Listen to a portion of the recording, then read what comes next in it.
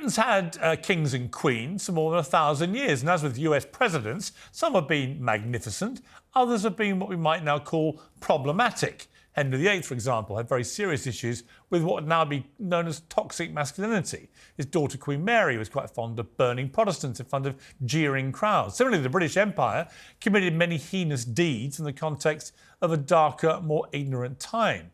But that all happened in the past. That's how history works. None of today's royal family had anything to do with those problematic issues. So why should they apologise for them? Well, campaigners in the Caribbean nations are again demanding that King Charles issues a formal apology for his ancestors' involvement in the slave trade. They also want financial reparations from today's public purse to compensate them for their past suffering. British royals are now routinely barracked for ancestral sins on every tour that they go on, with demands that they issue apologies to Indigenous communities in Canada and accusations they've crushed the development of Jamaica. This week, the Church of England committed to raising £1 billion for reparations, even as his congregations dwindle and his churches fall apart. The exact same movement's happening across the United States, with an increasing clamour for the descendants of slaves to be compensated for their ancestors' suffering. Now look, there's no denying that slavery was an evil stain on humanity. In fact, that's why the British Empire eventually made it illegal 217 years ago. But even at its height, very few people actually owned slaves. And one thing is for certain, none of the people who foot the bill today were responsible for any of it.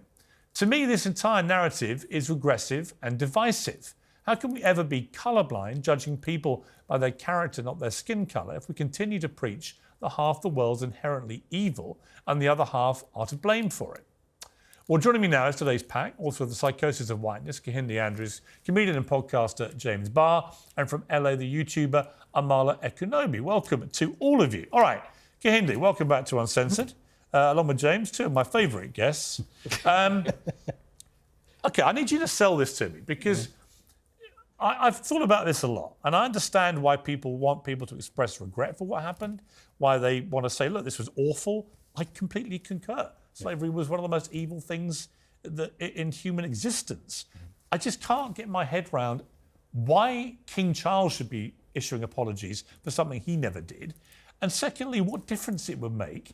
And thirdly, on reparations, how does paying money now for the sins of people hundreds of years ago make any real difference either? Well, because the thing about the apology really is the route to reparations. Because this may have happened a long time ago, but the legacy is still with us. You go to the Caribbean, there's no black people in the Caribbean apart from slavery, and it's one of the poorest regions in the world. And if you're in the UK, and the king is the perfect example of the ostentatious wealth, the wealth we have here is because of what happened in slavery. So people in the Caribbean are poor today because of slavery, and therefore there is a debt owed to them. Why do you care if King Charles says, I'm sorry? Well, no, for me, the apology is not for a moral issue. That's so you then get reparations. That's why he won't say sorry. Because when you say sorry, you accept responsibility and you have to pay for it. But he hates slavery as much as you and I. It's about the debt that is owed. People in Jamaica are poor because of slavery. People in Britain are rich, and he's the perfect example of someone who is rich. It was the Royal African Company, which was started by Charles II, that enslaved the most people that look like me in the world. There is a debt owed. That wealth is with us and the poverty is with us, which is why it needs to be returned. All right, Amala, what do you think of this? Because, look, opinions run strong on both sides. Where do you sit?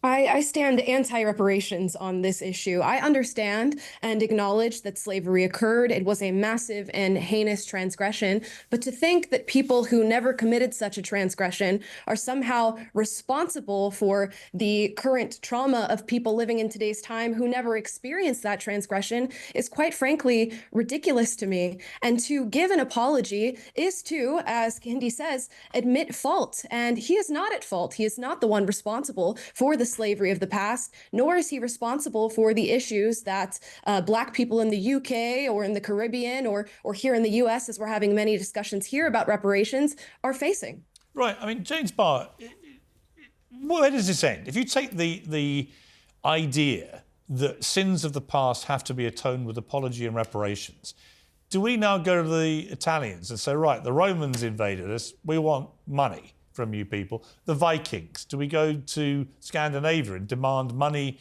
from descendants of the Vikings? In other words, once you establish a principle of this, Where does it end? If we're going to trivialise it, then I would like to. Why is that trivial? I would like to talk about how the church perhaps owe LGBTQ plus people billions of pounds. But why do you think I trivialise? Why have I they've trivialised caused queer people? And to be honest, it's not even a trivial argument. I think we should turn Westminster Abbey into a gay club. I genuinely believe that King Charles should say sorry, and everyone here is saying. Answer my question, then. What was your question? Your question was that. Well, my question is that if you assume that sins of the past, right, should be atoned with apology and reparations. I think it's about who is. What about marauding hordes of Romans, Vikings, and so on, who killed a lot of people, caused total mayhem, we also did caused that. destruction, and we are a really rich country. So here's my point. Where's the line for you? I think the line is that the royal family are still profiteering off of thousands of years of racism currently, and whether it's conscious or unconscious. How are they? Because they own property that was built by slaves or funded by slaves. So we need to acknowledge that. We need to say sorry for that, and we need to do the work, and we need to pay that debt back. Why does say? Look, I get the sorry leads to reparations, but the actual apology. I wouldn't apologise for what my ancestors did. Well, you should. I think, to be honest, I think everybody in this country should apologise. Why? We never stop apologising. Because, well, exactly. But you won't apologise for this, and that's crazy to me. Because this whole society. If King Charles was found to be holding right now, and by the way, modern day slavery is a massive problem. There are millions of people held in modern day slavery, right? If the royal family were found to be holding people in modern day slavery, absolutely throw the book at them, right? But they're not. This had nothing to do with them. Piers, come on. There is a Proceeds of Crime Act in this country. The act may have happened, but the wealth is still here. That's the problem. Yes. The poverty is still here. This is not a past thing. This is a now thing. If you're saying you want to fix the problems of the Caribbean and for black people in America and here, we don't have the money. And where's the money? It's with people like the King. So you have to return the money. That's reparations. The Church of England now says the 100 million earmarked by Church of England for new investment to repair damage caused by historic links to slavery isn't enough, the report says. They're recommending £1 billion. There are churches closing all over the country, right? Vicars are being paid less and less, and there are less and less of them wanting to do the job anyway. That's about the conditions they're living in are getting worse and worse. That's their fault. They're the makers of their own doing, Piers. How are we going their fault. So why bankrupt the Church of England? Because all they need to do is sell one of their cathedrals. Sell a cathedral. Sell the jewels you stole. It's not difficult. They have plenty of How many gay people in this country live in property that may have, if you go back far enough, have been established from slavery? I'm sure a lot. What happens and you know to what, them? Piers? They should What also, happens to their as I homes? just said, I think everybody living in this country, in the UK, should apologise for the horrendous things our ancestors did. 60 odd million people issue public apologies. I'm down for that. And if there's any trace on any line back to any slavery, anyone's property which can be linked back to slavery has to be what? Given to who? We are talking about to normal Kehinde? people now, but we are talking about King Charles, the royal family. They have endless amounts of properties. How many bedrooms does Buckingham Palace have? You don't need all of that. Sell this stuff. Give the money back. Royal to the people family you stole bring in. from. All right, if you steal something, you give it back. Let me go back to Amala, who's been listening very patiently. I mean, look, the argument about the royal family to me is a fatuous one because they bring in so much money in tourism, they wash their faces, in my estimation. But if you don't believe in the royal family, you don't believe in the royal family. Americans don't have a royal family. So they got money for reparations. But as anything they're saying, I mean, my problem, Amala, about this is that once you establish this principle, there is simply no end to it. The history is littered with evil people doing evil things and descendants existing today who can be traced back to these people and their evil things. Once you say we're all culpable today for what happened 300 years ago, 500 years ago, 1,000 years ago, it never stops. We'll be in a perpetual state of what Mr. Barr's utopia is, which is millions of people chanting apologies all day long. 100%. If we are going to take this to its logical conclusion, that means that every single person who is alive today has some sort of claim to reparations. If we all look far enough into our ancestry, we will find heinous crimes committed by those who came before us against those who came before us. So where does it stop? That means white people are going to have a claim to reparations. The Japanese will have a claim to reparations. The Chinese will have a claim to reparations.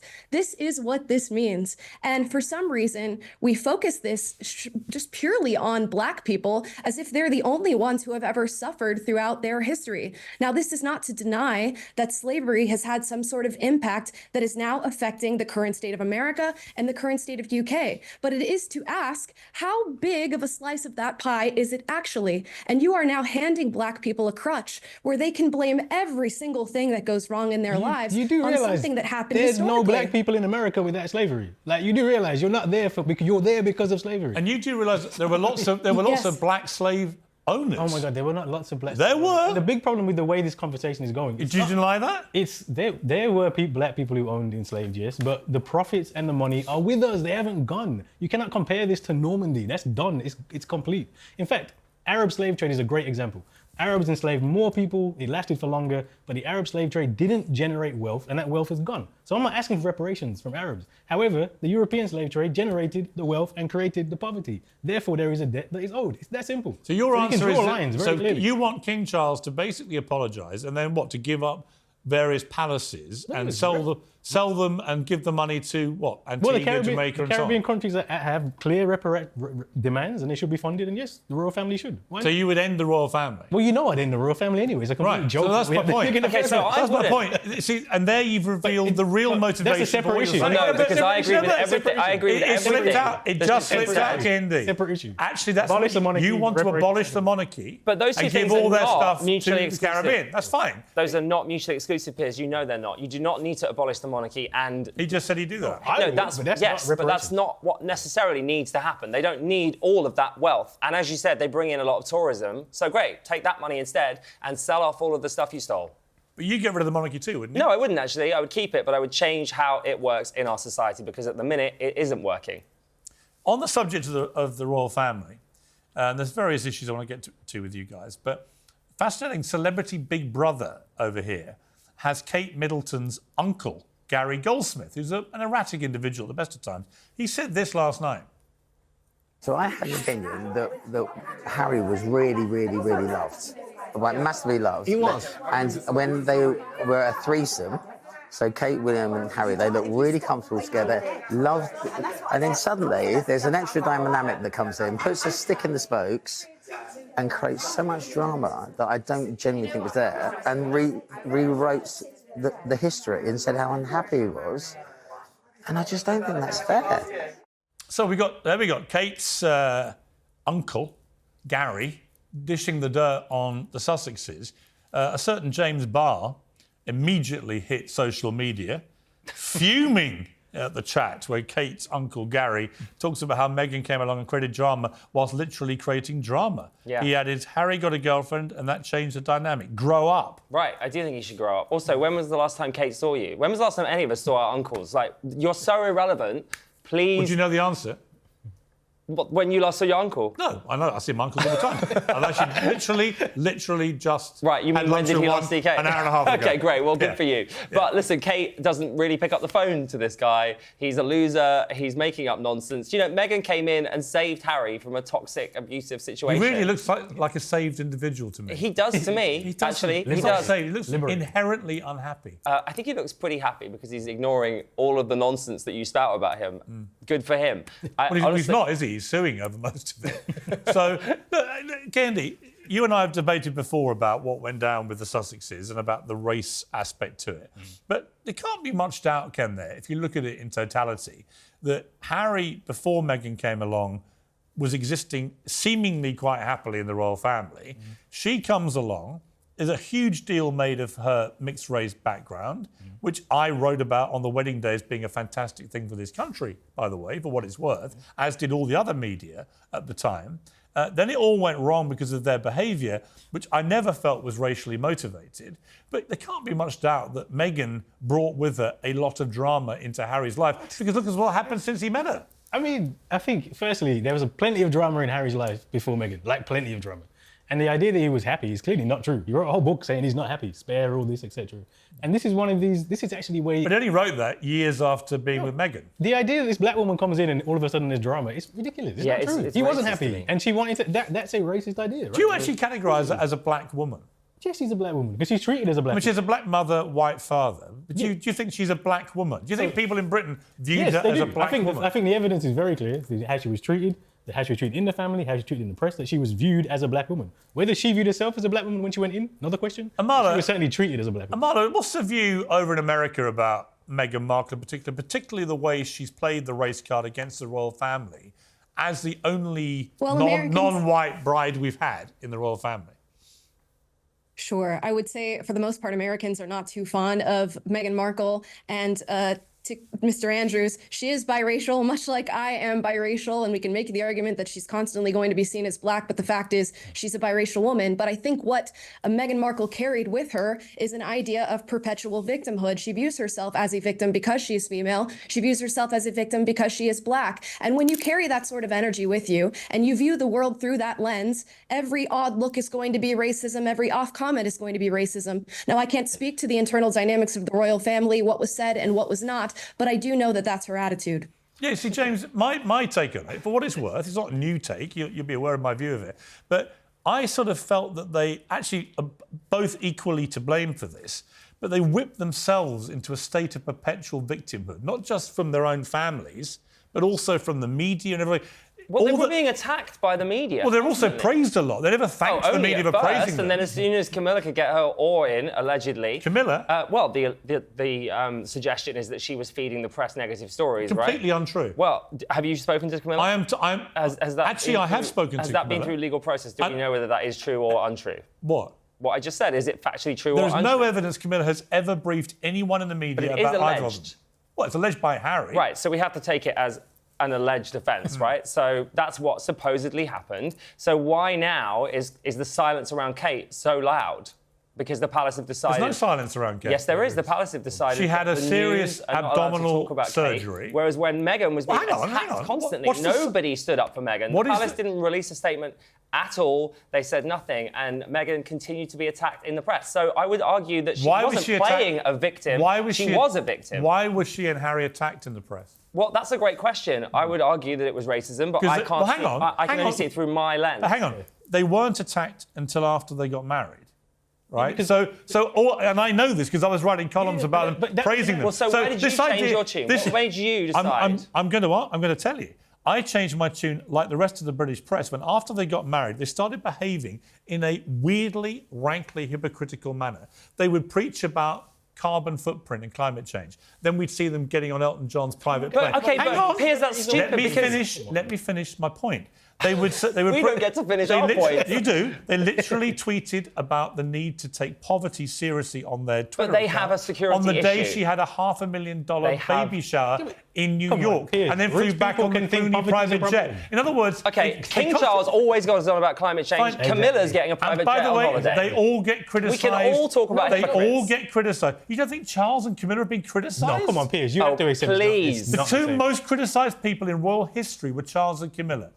You're not old enough to remember. You are. I never. Right? Do not and it wasn't. I remember our Queen, Princess racially Diana motivated and the crimes committed against her. Well, how old were you when Diana died? It was 96, so I would have been just over 10, like 10. Right, you're 10. So you weren't old enough to know what was going down, right? It was different. I knew Diana and I knew what went down. No one's been more vilified than Camilla in royal history. The idea that Meghan Markle got anything like the treatment that Camilla got is for the birds. No, Piers, but I want to go to this whole fascination with them. Even when you were writing positive things, that was still about race. That was nonsense anyway. The idea that she'd come in and change the family. And when she came in and said very clearly, I want to be the face of the Commonwealth. I want to do this work, which I would have hated. In fact, I'm so happy it went badly because that would have been the very worst thing. She clearly tried and said, look, I want to be part of this family. I want to do this. And every little thing was drip, drip, drip. And this is the experience that black people have. How do you explain? If it's just the terrible royal family, this all-white, awful group of people. And the media. How do you explain she's also disenfranchised from her own family on both... on both sides. I think a better way of looking at that... On both sides, the only member of her family on either side was her mother. Yeah. She had people like George Clooney. She'd never met George Clooney. I'm not getting into before the wedding. I don't know about a personal situation, but I do know this family and this media, there is no... You're blaming the royal family for the way they treated Meghan Markle. I'm saying, who do you blame in her family then? Are they all to blame too? That's a completely different... Because she disowned all of them as well. Well, I would argue that she experienced abuse from her own family, right? Thomas Markle sold stories. Her sister is awful. We don't even need to talk. Thomas Markle sold interviews after when they threw him to the wolves. When you've been in an abusive situation, you see it everywhere. And I think perhaps Meghan went with Harry into his family and went, OK, this doesn't seem right. Yeah. And she knows because she's been there.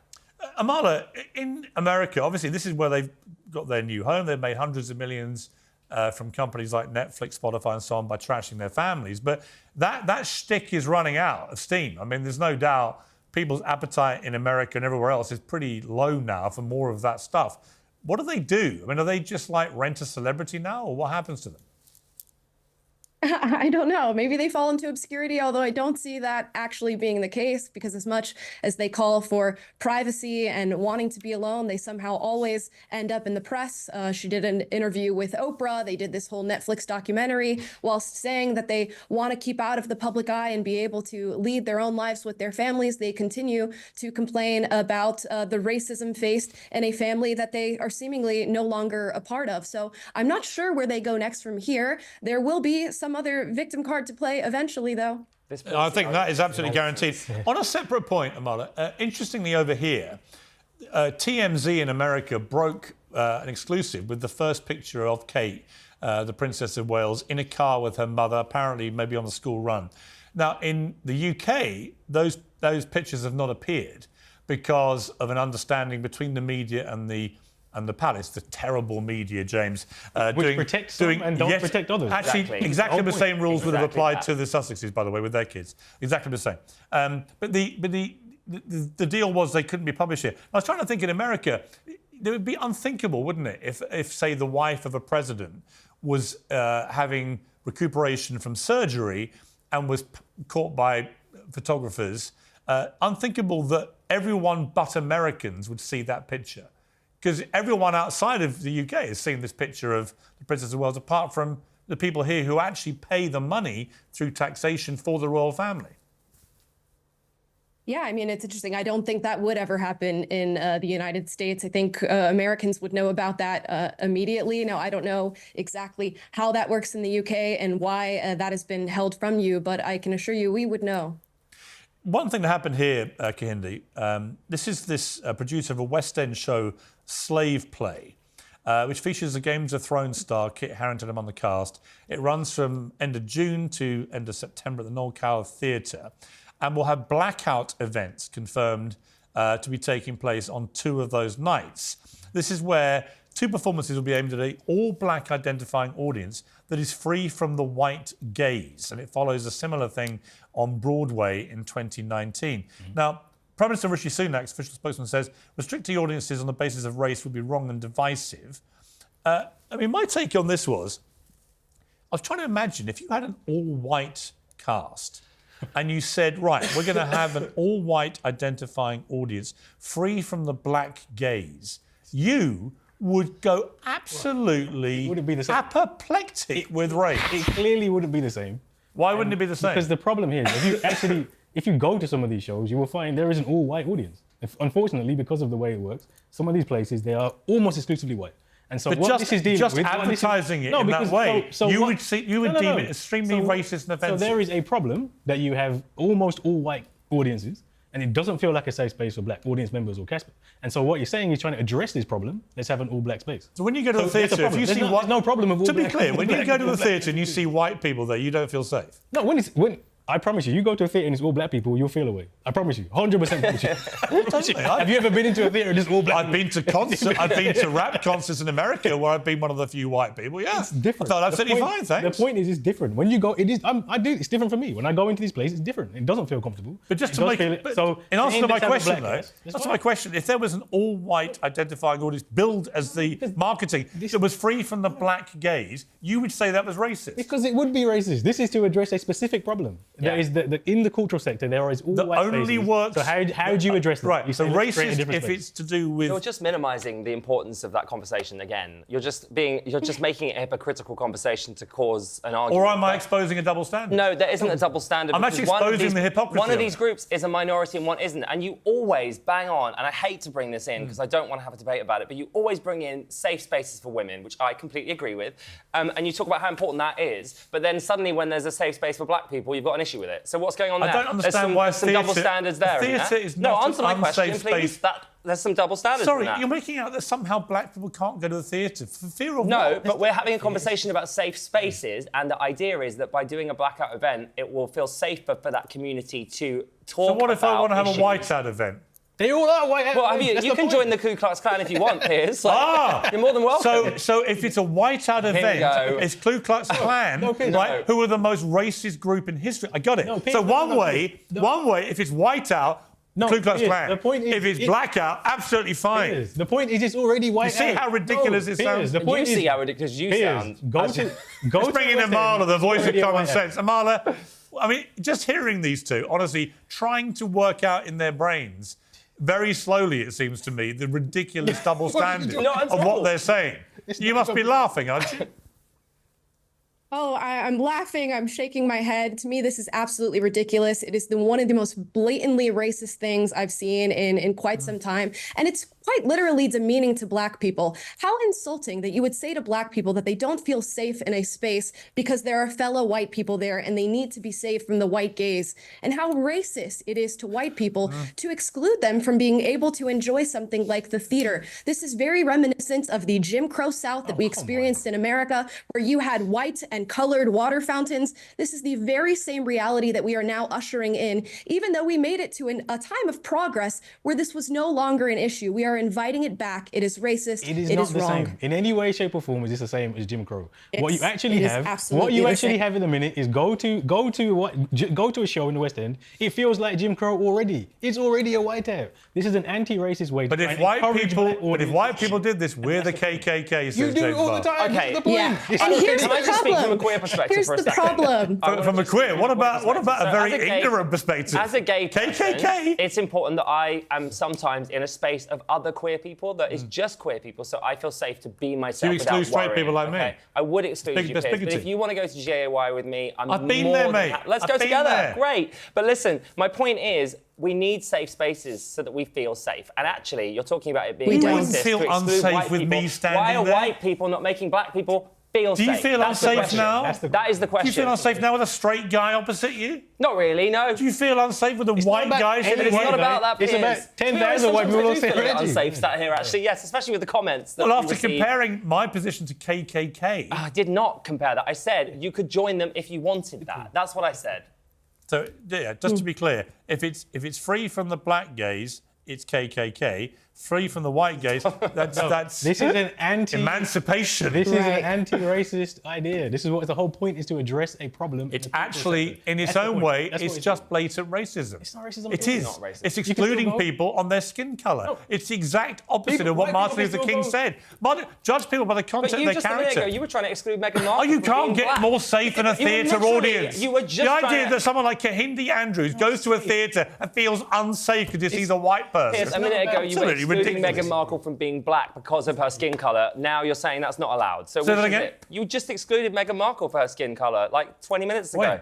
You were saying she wasn't black enough. No, I asked Kehinde whether he believes she's a black woman. Yeah, she could come Right? to the show. We've actually had She could come to the show. another allowed. guest. Yeah, she's allowed. We've Yeah. had another guest say she thinks she's a mixed race woman, right? I think terminology matters. Right. You don't? No, of course I think terminology matters, but I'm just saying you are defining someone by skin colour and then a minute later I didn't saying, actually define her skin Can I colour. ask a question to you, Pete? I didn't actually define her skin colour. I asked Kehinde and I asked Amala. They disagreed. Can I ask a question, please? What's the wrong with just going on a different day? You can still go. You can go on any other day. It's not. It's just the like point. 2 days. The point, what Kehinde, is this: the problem? if anybody tried in this country or America to have a white-only audience to avoid the black gaze, already all hell would happened. break loose. Yeah. And you know who would lead the charge? No. You It would. already happened. You would, Kehinde It Andrews. already happened. You would Segregated accuse them of communities, being racist, segregated and you schools. would say in your normal Piers. virtue signaling way, it's the Ku Klux Klan come back. Segregated And that's communities. why you're both guilty of rank hypocrisy. Segregated communities, segregated schools, segregated And theatres. racism. These happen today. Yeah, That's why- Amala, It's not. the voice of common sense on this panel. They're guilty of racism. Listen, is I love essentially what white it is. people, And to okay? Mr. White Andrews' people- point, some of when my he best says- friends are white, so I cannot be racist towards white people. Okay, here's the issue with this way of thinking. You notice a disparity amongst race and you immediately attribute it to racism. Mr. Andrews says, you know, there are theaters that sometimes you go to them and there's all white people in the audience. Now, I don't know that that is actually true, but if you attribute that to racism, that is your problem. If you feel safe or unsafe in a space that contains white people, that is your problem. I don't think it's not it's our racist. responsibility. I think it's economically racist. I think the reason that most of the audiences in the West End are white is because of an economic problem. But it's not. I, as a black person, have attended the theater all of my life. Did you study Every single economics? black person that has... Every black person in the UK has the very same choice to go and be in the theater. And even if it was because of an economic disparity, that economic disparity does not exist purely because of racism. And to attribute it purely to racism is to ignore a ton of other problems that are existing within the black community and blame white people for it. So why is it? Because actually, you'll find in America as well, there are hugely segregated audiences for comedy, for theatre, why is that? Why is it you can literally go, yes, oh my, yes, there are. If you're saying this, what country do you live in that you cannot tell me right now, if you go see a comedy in a black community in America, it's just all black people. And you can go to see the same thing in a white community, it's all white people. Residential segregation. Why do these things happen? So just because people tend to be with other people of their similar race does not mean that those shows are segregated. To segregate something is to exclude a group of people, which is exactly what these blackout theaters are doing. Just because you happen to attend a show that is full of black people or full of white people does not mean that there is some sort of segregation actively happening. And it is a failure in your thinking. Yes, it's just by accident that America is one of the most segregated countries in the world. It just happens. You have these large ghettos. I go to the Comedy Store in Los Angeles. It's always a completely mixed race audience. I mean, this idea that everything is segregated is absurd. Nobody said everything was segregated. You ever go to America? I never said everything was segregated, but I can promise you there will be. I've been to the theatre around America. I've been to concerts. I've been to sport. Always extremely multicultural audiences. This idea it's all segregated is for the birds. This is what the victimhood mentality brings about. You should not be I can't use the word birds now, but I think my point is, like, because James Barr's offended. I think misogynist to birds. My overarching point is, do we believe in safe spaces for marginalised communities? Yes, I do as a queer person. So I see why this is a great idea.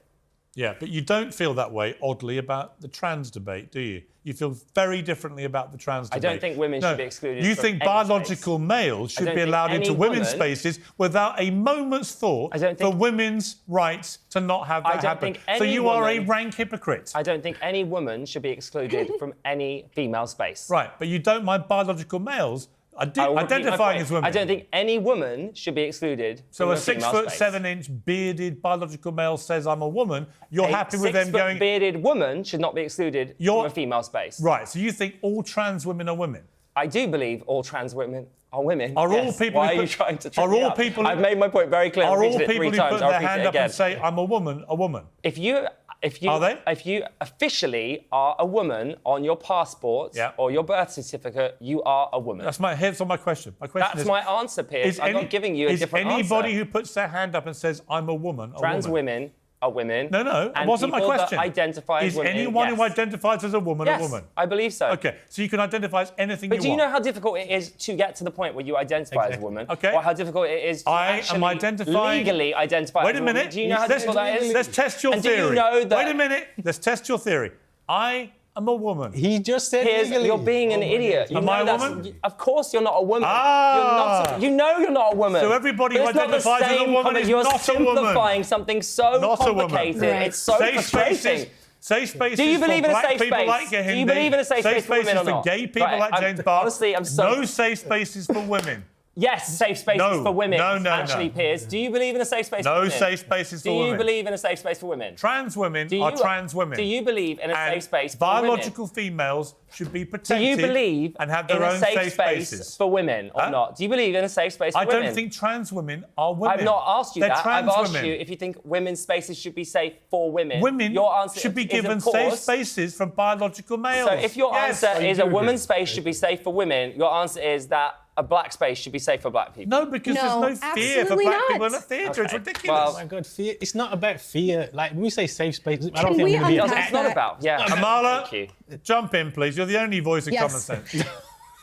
Let's explain why this is the case and why Piers might believe that there should be safe spaces for women. Men function at a biological advantage over women. They can harm women. Women become victims. This is why trans women, who are AKA biological men, cannot be allowed into women's spaces. There is an actual distinct, studyable biological advantage. Is there a biological advantage that white people have over black people? Absolutely not. And this invisible privilege that we seem to give to them does in fact not exist. That is why there are safe spaces for women and not safe spaces for black people. Sorry, that is utterly ludicrous. Safe spaces for women is not about physical attack either. Sometimes it is. Actually, it is. It's not all about physical attack. It absolutely is. It absolutely is. If we're saying you want to have a women's reading group, it's not just about physical attack. It's about more than that. Right, the first minister of that is ridiculous. The first minister of Scotland, Nicola Sturgeon, literally lost her job because she allowed a biological male rapist to identify as a woman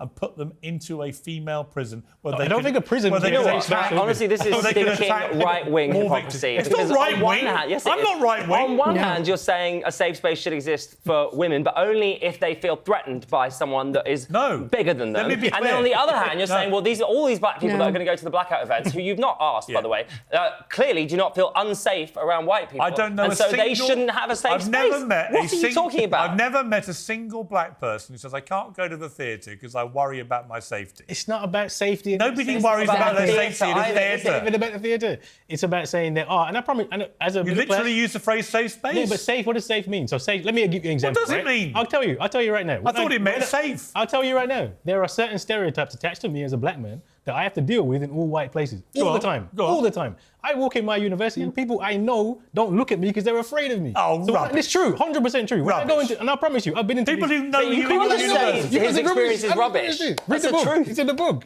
Let me get this straight. You go through your university and people who know you are terrified of you. Because they don't look at me. I see a black man walking down and will look down. If I'd watched you on TV, I'd probably give you a swerve too. I'm not doing your skin colour. When I go into these theatres, and I go into these white theatres, you do have to act differently. You have to be different because you can't. No, that's not. That is. I'm sorry. We literally had somebody call the police on a black man because. That's like me saying when I go to a Beyonce concert, I feel terrified because there are too many black people. The idea that white people cannot harm black people is frankly ludicrous. Yeah, we see it happen all the time. It's so insane that you're top of the food chain, like as a white straight guy, and you can't accept that. Top of the food chain. Yeah, you have all the privilege, all the power. Literally, middle-aged white men are the most oppressed people in society. How much money are you making from this YouTube channel? We are literally the most oppressed people in society in the world. Is that paying? We are actually an endangered species. Endangered species. This is literally. Before we let you go, because I've enjoyed this debate, I want to just talk about Donald Trump. So Donald Trump has just pretty much won the Republican nomination to be president again. Nikki Haley's pulled out today. Amala, she took an absolute drubbing in Super Tuesday. It's no surprise. But Donald Trump is on the march for one of what will be, if he was to win back the White House, the most astonishing comeback in modern political history.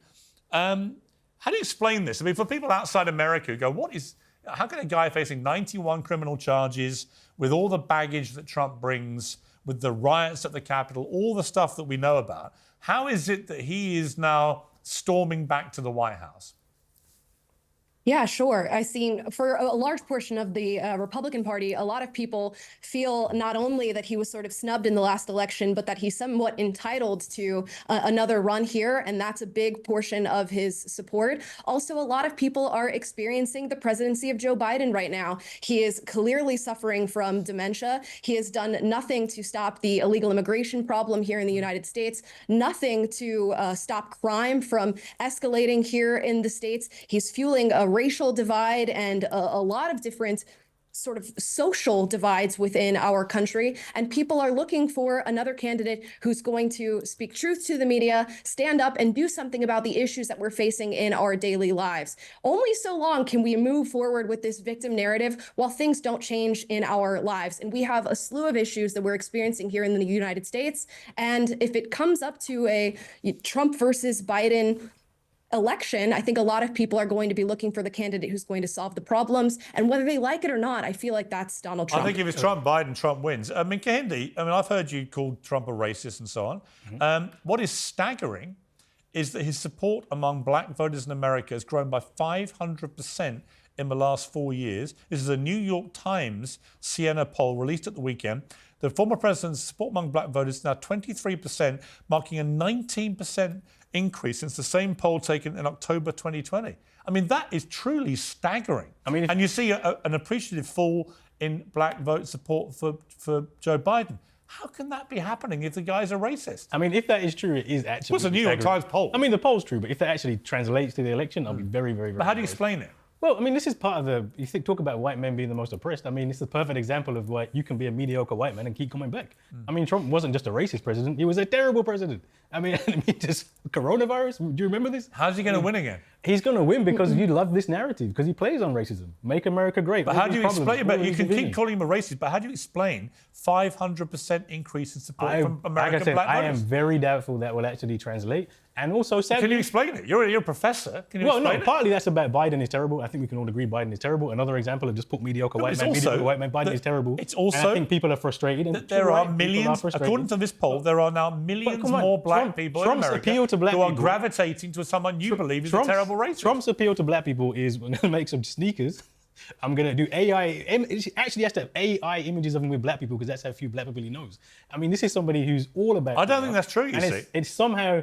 Look, if people are being deluded by this, that's a shame. I can't say anything other than that's a shame. But this is not... Just because James Barr, Kehinde Andrews thinks millions of black Americans are deluded. A few black people like him doesn't mean... I wouldn't have used that phrase. I'm not sure that's what Kehinde literally just said. Yeah. I don't know applied exactly what let me be very clear. If millions of black people vote for Trump, they will be deluded. Okay, so Kehinde Andrews says black Americans are deluded. I'll come to Amala for that in a moment. Yeah. But James Barr, how do you explain it? I mean, this guy's supposed to be a racist, and yet black people are flocking to support him. Honestly, I can't speak for black people, Piers. I know you can, but I can't. You speak for trans people. I'm in the queer community, so I support them, of course. You're not trans, you're not in their community. You know what? Let's just not get that. Let's not do that again. My opinion is that Trump is an entertainer, and he is using his narcissism. His entire career as an entertainer has been in the spotlight. He knows how to win audiences over, regardless of his policies. But what upsets me so much is that he's responsible for that huge Capitol riots and worse, and says just so many stupid things. He forgot his own wife's name, if we're going to talk about dementia. Joe Biden can't even remember his own name. Trump is also having age issues. Can't remember his own name. So it's not easy. It's not as simple as that. So I think what upsets me is that we've got two presidential candidates that aren't good enough, basically. That's the real issue. All right, Amala, I mean, I found that poll fascinating in the New York Times. Why is it, do you think, that black voters are turning in big numbers comparative to 4 years ago to Trump?